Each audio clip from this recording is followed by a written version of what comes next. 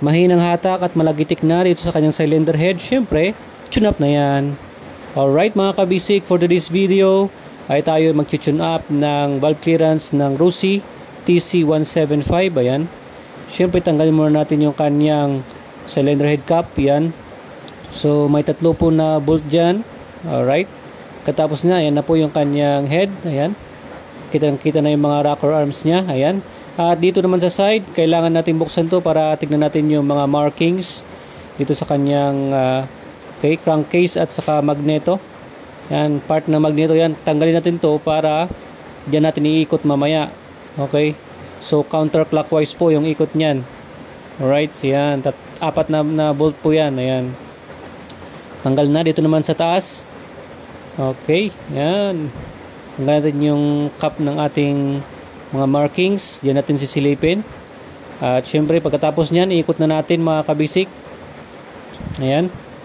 So, syempre, mag-exhaust muna. Then, mag-intake siya. And then, compression. Yan. So, dyan muna titignan yung magneto. At yung marking sa crankcase. Yan. So, may dalawa yung slot. Tapos, fire and then T. Yan. Yung T mark yung hanapin natin. At yun, yung slot niya. Oh. Yung guhit, itapat natin yan sa ating crankcase cover. Yan. So, tapat na. Good na yan. Nakatap dead center na yan.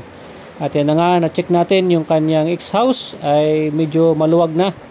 Kaya malagitik yung ating clearance. Siyempre, i-adjust natin yan. Lawagan muna natin yung kanyang nut.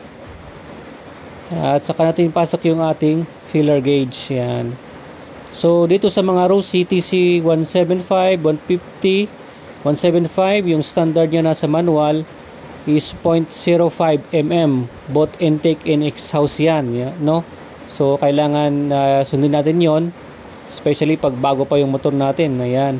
So yun, smooth na yung kanyang resistance. So yan, sa kabila naman, sa intake naman. Alright, yan, tawagan mo lang, pasok mo yung filler gauge, adjust. Kailangan makuha mo yung tamang resistance ng ating valve clearance. Okay, at sukat niya. Ayan. Adjust. So, patience lang. Huwag tayo magmadali sa pag-tune up. Yan. So, okay na. Yun, cover na natin.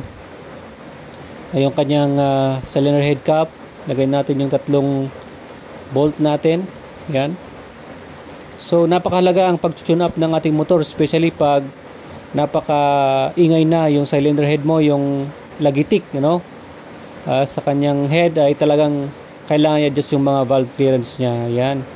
Para gumanda ulit yung hatak ng ating motor, gumanda ulit yung idle niya, syempre, para ma-maximize niya nga yung kanyang power dahil maganda yung pasok ng air and fuel mixture sa kanyang combustion chamber. Yan, so balik na natin yung tinanggal natin kanina, yung takip ng ating magneto dito sa side. Alright, at huwag kalimutang paigpitan, syempre. At start na natin. Yan. Alright. Okay. Good na. Wala nang lagitik. At medyo mababa lang yung idle niya. Alright. Okay na. God bless.